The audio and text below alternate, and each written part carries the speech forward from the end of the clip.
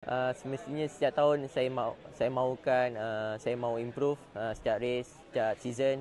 So daripada tahun ni saya banyak study daripada race tahun-tahun lepas, and then saya perlu perbaiki lagi diri saya, and then dan tahun ni saya dapat buat yang terbaik. Untuk mendapatkan kita untuk jangkakan masih awal lagi sebab kita ada 10 race lagi. So apapun boleh jadi. So saya cuba just untuk kekalkan saya punya momentum dan cuba untuk mendapatkan sebanyak mana boleh untuk podium dan cuba kekalkan di top 5. Okey, dalam gambaran awal kita dah dapat lihat seperti penjabar utama iaitu Brian Uriarte, Reda Pratama.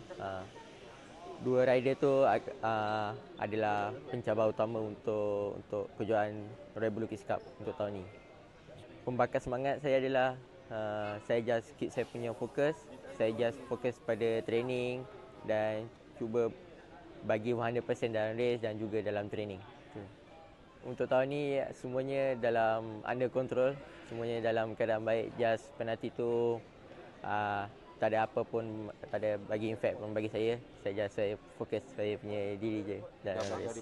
Tahun lepas pun agak banyak dan tahun ni saya mempelajari daripada tahun lepas. So saya ambil daripada kesilapan daripada tahun lepas untuk tidak bawa untuk tahun ni. Tapi apapun syukur Alhamdulillah saya berjaya menamatkan semua di podium, Alhamdulillah. Kita tahu Semestinya kedua-duanya adalah penting bagi saya.